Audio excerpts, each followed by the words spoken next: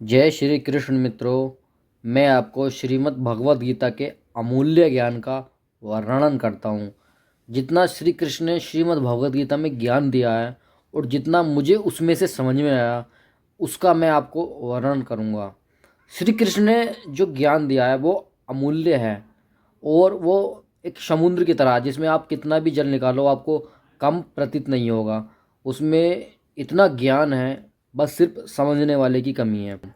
श्रीमद् भगवद गीता के प्रथम अध्याय का प्रथम श्लोक और अंतिम श्लोक की एक विचित्र बात बतलाता हूँ। इस श्रीमद् भगवद गीता के पहले श्लोक के पहले अक्षर और अंतिम अक्षर को मिलाएंगे तब भी धर्म ही बनेगा। इसका तात्पर्य यह है कि श्रीमद् भगवद गीता में हमें धर्म का पालन कैसे करना है उसके बारे में बताया गया। मतलब श्री कृष्ण ने बताया कि श्रीमद् भगवद गीता के अमूल्य ज्ञान को प्राप्त करके हम अपने धर्म पर कैसे चल सकते हैं उसके बारे में बताया गया है। तो पहले श्लोक में बताया है, धृतराष्ट्र उपवाच। धृतराष्ट्र बोले, हे संजय, धर्मभूमि कुरुक्षेत्र में एकत्रित युद्ध की इच्छा वाले मेरे और पांडवों के पुत्रों ने क्या किया। इसमें धर्म क्षेत्र कुरुक्षेत्र आया है। इसका मतलब है कुरुक्षेत्र जो है, राजा कुरु ने यहाँ पर तपस्या की थी इसलिए इसे कुरुक्षेत्र कहा जाता है। और यहाँ पर देवताओं ने भी यज्ञ किए थे इसलिए इसे धर्म क्षेत्र की भूमि है। और कुरुक्षेत्र इसलिए कहा गया क्योंकि यहाँ राजा कुरु ने तपस्या की थी। और यहाँ पर इन्होंने कहा है कि मामकः पांडवाश्चेवा। धृतराष्ट्र ने अपने पुत्रों के लिए मामका शब्द का उपयोग किया है और पांडवों के पुत्रों के लिए पांडवा शब्द का उपयोग किया है। मतलब उनमें भेदभाव की भावना पहले से ही थी। अपने और पांडवों के पुत्रों को भी अपने ही पुत्र मानते, उनके लिए पांडव शब्द का उपयोग नहीं करते। उन्होंने अपने पुत्र के लिए तो मामका शब्द का उपयोग कर दिया कि मेरे पुत्र। और पांडवों के पुत्रों ने क्या किया वो पूछ रहे हैं। जो धर्म क्षेत्र और कुरुक्षेत्र की जो धर्म भूमि है उस पर मेरे और पांडवों के पुत्रों ने क्या किया, मतलब भेदभाव की भावना उन्हों की यहीं भी थी। तो संजय उपवाच, संजय बोले, उस समय राजा दुर्योधन ने व्यू रचना युक्त पांडवों की सेना को देखकर द्रोणाचार्य के पास जाकर यह वचन कहा। इसका तात्पर्य यह है, दुर्योधन ने पांडवों की सेना की व्यू रचना देखी। उनकी व्यू रचना इतनी अलौकिक थी कि वो थोड़ी होने के बाद में भी, जनसंख्या में कम होने के बाद में भी ऐसी प्रतीत हो रही थी जैसे ज़्यादा हो। और इतनी अद्भुत तरीके से उनकी व्यू रचना थी जैसे मानो उनकी सेना बहुत विशाल दिख रही थी। तो उनके मन में संशय हुआ और द्रोणाचार्य के पास जाकर यह वचन कहा, हे आचार्य, आपके बुद्धिमान शिष्य द्रुपद पुत्र धृष्टद्युम्न व्यूहकार खड़ी हुई पांडु पुत्रों की इस बड़ी भारी सेना को देखिए। मतलब उनके मन में आश्चर्य हो रहा था कि इस सेना को देखिए, पांडवों की सेना क्योंकि थोड़ी होते हुए भी बहुत ही विलक्षण थी और देखने में अद्भुत विलक्षण दिखाई देती थी।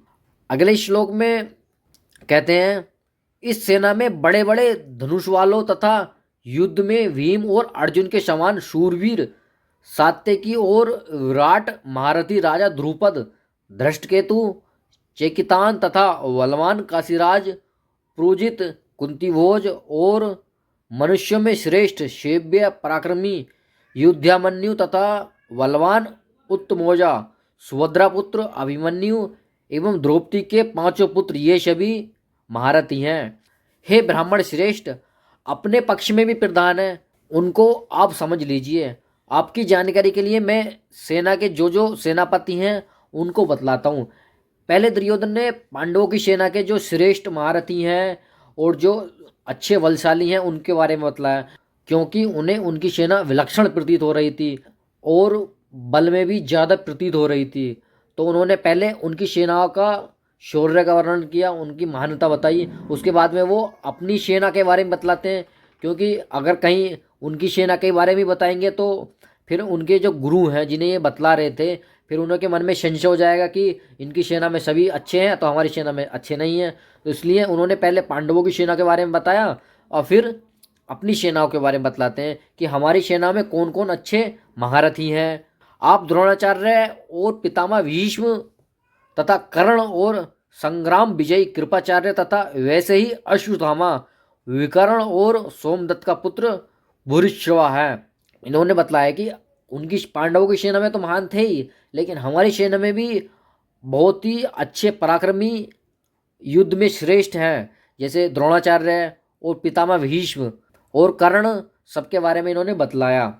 और सभी मेरे लिए जीवन की आशा त्याग देने वाले बहुत से सूरवीर, अनेक प्रकार के शस्त्र शास्त्रों से सुसज्जित और सब के सब युद्ध में चतुर हैं।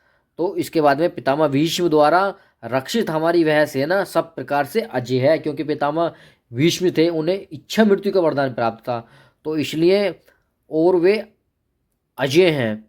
और भीम द्वारा रक्षित इन लोगों की यह सेना जीतने में सुगम है। लेकिन पहले से ही दुर्योधन का और भीम का पहले ही द्वेष रहा है, तो इसलिए वो भीम को ज़्यादा बलशाली मानते हैं और ज़्यादा अर्जुन धनुर्धर हैं, लेकिन वो भीम से ज़्यादा उनका बैर रहा है, इसलिए यहाँ भीम को पांडवों की सेना द्वारा रक्षित बताया गया है। कौरवों की सेनाओं में मतभेद थे, लेकिन पांडवों की सेनाओं में मतभेद नहीं थे। कौरवों की सेना में कुछ महारथी ऐसे थे जो तन से तो कौरवों के साथ थे, लेकिन मन से पांडवों के साथ ही थे।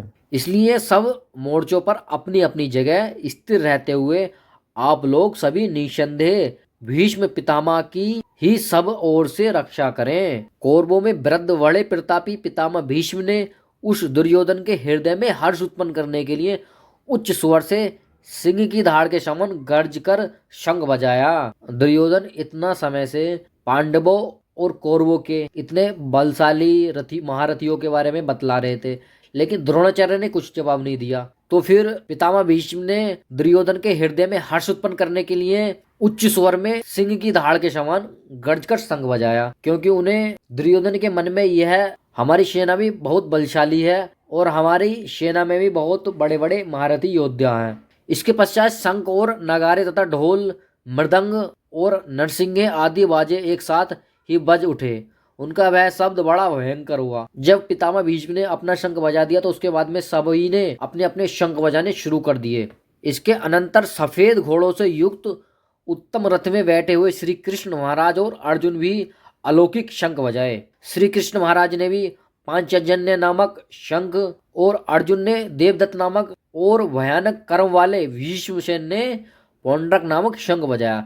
सभी ने अपने अपने शंख बजाए और शंख की गर्जना की, क्योंकि कुंती पुत्र राजा युधिष्ठिर ने अनंत विजय नामक और नकुल तथा सहदेव सुघोष और मणिक पुष्प नामक शंख बजाए। सभी ने अपने अपने अलग शंख बजाए और शंख की गर्जना की। श्रेष्ठ धनुष वाले काशीराज और महारथी शिखंडी एवं धृष्टधुम्र तथा राजा विराट और अजय सात्यकी, राजा द्रुपद एवं द्रौपदी के पांचों पुत्र और बड़ी बड़ी भुजा वाले सुभद्रा पुत्र अभिमन्यु, इन सभी ने राजन एवं सब ओर से अलग अलग शंख बजाए। सभी ने अपने अपने अलग अलग शंख बजाए और उसके बाद में और उस समय शब्द ने आकाश और पृथ्वी को भी गूंजाते हुए धृतराष्ट्र के अर्थात आपके पक्ष वालों के हृदय विदृढ़ कर दिए।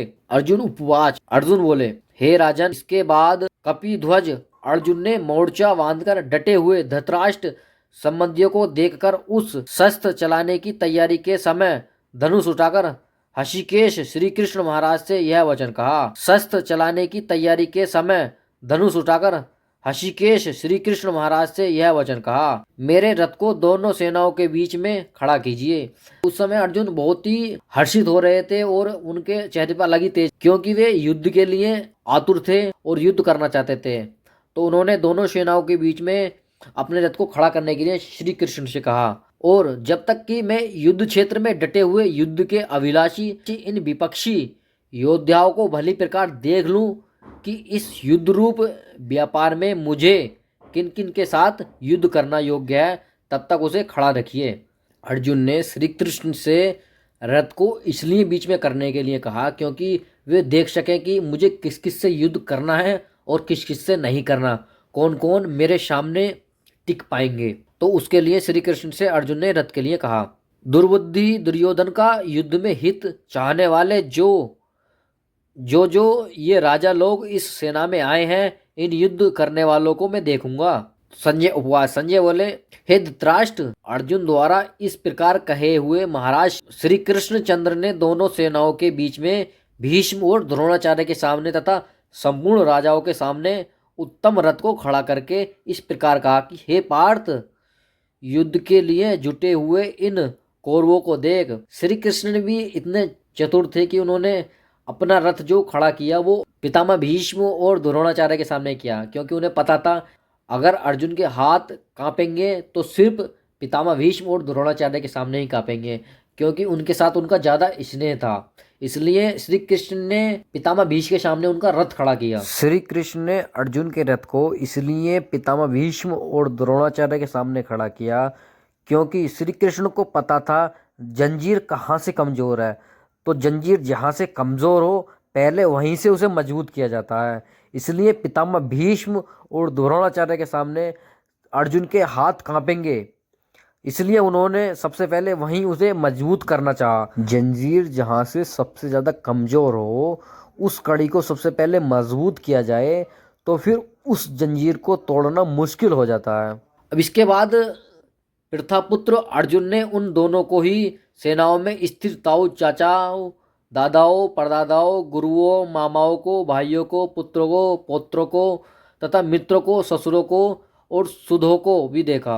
अब जब अर्जुन ने अपने संबंधियों को देखा, अपने रिश्तेदारों को देखा, तो उनके अंदर उन परिस्थितियों में संपूर्ण बंधुओं को देखकर कुंती पुत्र अर्जुन अत्यंत करुणा से युक्त होकर शोक करते हुए वचन बोले। जब अर्जुन ने अपने संबंधियों को देखा, अपने चाचा को, मामा को और अपने भाइयों को और अपने दादा को, परदादा को, सबको देखा तो उनके अंदर करुणा उत्पन्न हो गई। उनके अंदर करुणा से युक्त होकर शोक उत्पन्न होने लगा और वे श्री कृष्ण से बोले। अर्जुन बोले, हे श्री कृष्ण, युद्ध क्षेत्र में डटे हुए युद्ध की अभिलाषी इस स्वजनन समुदाय को देखकर मेरे अंग शिथिल हुए हैं जा रहे हैं, मुख सूखा जा रहा है तथा मेरे शरीर में कंप एवं रोमांच हो रहा है। जब अर्जुन ने अपने संबंधियों को देखा तो उनके हाथ कांपने लगे और उनका मुख सूखने लगा। मतलब सामने उन्हें अपने सगे संबंधियों से, मामा से, दादा से, भाइयों से, सबसे युद्ध करना पड़ेगा। इसके कारण उनके हाथ कांपने लगे और गला सूखने लगा। बहुत आश्चर्य में पड़ गए। इन सबको देखकर अर्जुन के मन में मोह उत्पन्न हो गया और अर्जुन बोले, हाथ से गांडीव धनुष गिर रहा है और त्वचा भी बहुत जल रही है तथा मेरा मन भ्रमित सा हो रहा है, इसलिए मैं खड़ा रहने में भी समर्थ नहीं हूँ। अर्जुन के मन में इतना ज़्यादा मोह उत्पन्न हो गया, जिस गांडीव से उन्होंने बहुत सारे युद्ध जीते थे वही गांडीव वो हाथ में थाम नहीं पा रहे थे और उनके हाथ कांपने लगे, धनुष गिर रहा था, त्वचा बहुत जल रही थी, मन इतना भ्रमित सा हो रहा था बहुत ज़्यादा। अर्जुन खड़े होने में भी असमर्थ थे, इतना ज़्यादा मोह उन्हें अपने संबंधियों से हो गया था।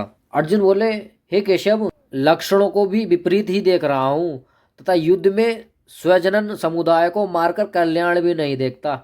जब उन्होंने सगे संबंधियों को सामने देखा तो उन्हें उनकी मृत्यु का डर लगने लगा। उन्होंने देखा कि युद्ध में सामने वाले मरे या हमारे मरे तो अहित तो हमारा ही है, इसलिए उनके अंदर मोह उत्पन्न हो गया। सिर्फ उन्हें संबंधियों की मृत्यु का शोक सताने लगा।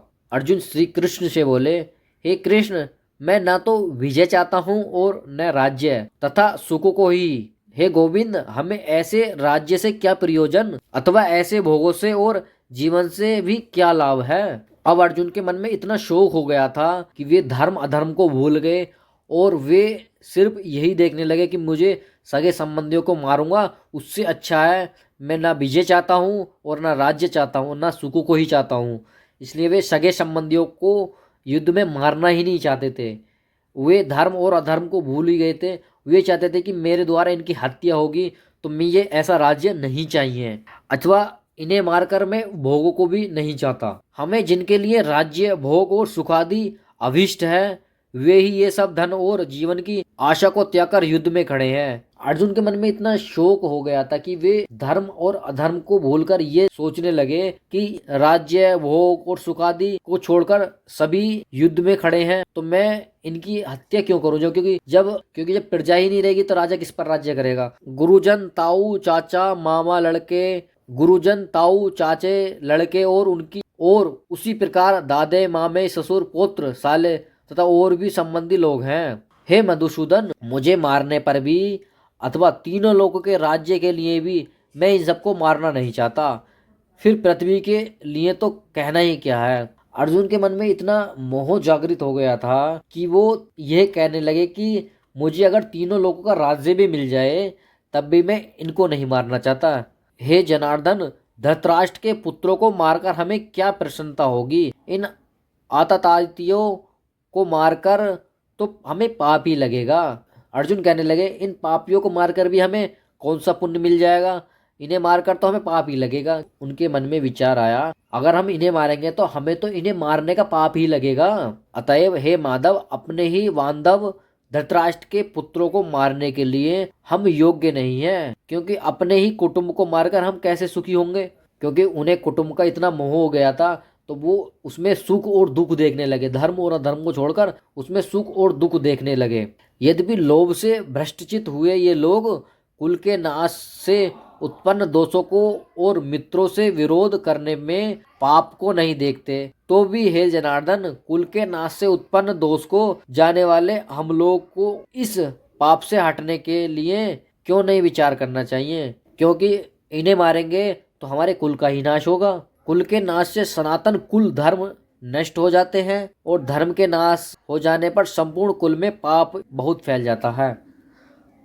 अर्जुन बोले कि अगर हमारा कुल नाश हो गया तो उसमें कुल नष्ट होने से धर्म नष्ट हो जाते हैं, क्योंकि मर जाते हैं तो उन्हें जो बच्चे होते हैं, छोटे छोटे जो बच जाते हैं, उन्हें धर्म के मार्ग पर चलाने वाला कोई नहीं होता, तो इसलिए पाप बहुत बढ़ जाता है। हे कृष्ण, पाप के अधिक बढ़ जाने पर कुल की स्त्रियां अत्यंत दूषित हो जाती हैं, और हे वैष्णेय, स्त्रियों के दूषित हो जाने पर वर्णशंकर उत्पन्न होता है। वर्णशंकर कुल घातियों को और कुलों को नरक में ले जाने के लिए ही होता है। लुप्त हुई पिंड और जल की क्रिया वाले अर्थात श्राद्ध और तर्पण से वंचित इनके पितृलोक भी अधोगति को प्राप्त होते हैं। अर्जुन के मन में इतना मोह जागृत हो गया था अपने कुटुंबियों के लिए कि वो यहाँ तक सोचने लगे कि स्त्रियां दूषित हो जाएंगी तो वर्णशंकर अन्य संतानें उत्पन्न होंगी, और अगर वर्णशंकर होंगी तो अन्य जो वर्णशंकर होंगे वो पिंडदान नहीं देंगे, पितरों को पिंडदान नहीं देंगे। इन वर्णशंकर कारक दोषों से कुलघातियों के सनातन कुल धर्म और जाति धर्म नष्ट हो जाते हैं। हे जनार्दन, जिसका कुल धर्म नष्ट हो गया है ऐसे मनुष्य को अनिश्चित काल तक नरक में वास होता है, ऐसा हम सुनते आए हैं। अगर हमारा कुल नष्ट हो जाएगा तो जो बच्चे हैं उन्हें धर्म के मार्ग पर बताने वाला कोई नहीं रहेगा, क्योंकि जो ज्ञानी लोग या फिर जो जो घर में ज्ञानी लोग होते हैं वही मर जाएंगे, तो फिर छोटे बच्चों को धर्म के मार्ग पर कौन लाएगा? और ऐसा होगा तो जो बच्चियां या बच्चे होते हैं वो अलग अलग संप्रदाय के लोगों से विवाह करेंगे तो वर्णशंकर बच्चे पैदा होंगे। वर्णशंकर होंगे तो वो अपने पितरों को पिंडदान नहीं करेंगे, ऐसा करने से उन्हें मुक्ति नहीं मिलेगी। हाँ, शोक हम लोग बुद्धिमान होकर भी महान पाप करने को तैयार हैं, और जो राज्य और सुख के लोभ से स्वजनों को मारने के लिए उद्गत हो गए हैं। अर्जुन के मन में इस समय सिर्फ यही विचार था कि हम सिर्फ राज्य के लिए, राज्य के भोग के लिए ही बस युद्ध कर रहे हैं, लेकिन वास्तव में धर्म और अधर्म क्या उचित है क्या अनुचित है ये सब उनके मन में नहीं था। उनके मन पर पर्दा डल गया था। उनके मन में ऐसा विचार ही नहीं रहा था कि मैं अधर्म कर रहा हूँ या धर्म कर रहा हूँ, क्योंकि जो सामने है वो अधर्मी है और हमें अधर्म का नाश करना है। यदि मुझ शस्त्र रहित एवं सामना न करने वाले को शस्त्र हाथ में लिए हुए धृतराष्ट्र के पुत्र रण में मार डालें तो वह मारना भी मेरे लिए अधिक कल्याणकारक होगा। अर्जुन ये चाहते थे कि मैं अपनी तरफ से शस्त्र नहीं उठाऊंगा, चाहे सामने से धृतराष्ट्र के पुत्र मुझे शस्त्र हाथ में लेते हुए अगर मुझे मार भी दें तो मैं मरना पसंद कर जाऊंगा। मुझे मरना पसंद है, लेकिन मैं युद्ध नहीं करूंगा, मैं सामने वालों को नहीं मारूंगा। अगर धृतराष्ट्र के पुत्र अर्जुन को मार भी डालें तो वो अर्जुन कौरवों पर वार नहीं करेगा, क्योंकि उसके मन में तो कुटुंबियों के लिए इतना मोह जागृत हो गया था, इसलिए वे शस्त्र उठाने के लिए तैयार ही नहीं थे। संजय बोले, रणभूमि में शोक से उद्विग्न मन वाले अर्जुन इस प्रकार कहकर बाण सहित धनुष को त्याग कर रथ के पिछले भाग में बैठ जाते हैं। अर्जुन के मन में इतना शोक हो गया था, वे अपने सगे संबंधियों को बिल्कुल मारना ही नहीं चाहते थे, तो उन्होंने अपने धनुष को रख दिया और खुद भी रथ में बैठ गए और वे युद्ध करने से बिल्कुल उन्होंने इनकार कर दिया। अध्याय 1 समाप्त हुआ। अगर आपको सनातन धर्म की पुस्तक पढ़नी है या ऑडियो सुननी है या सनातन विज्ञान को जानना है तो हमारे एप्लीकेशन को डाउनलोड करें।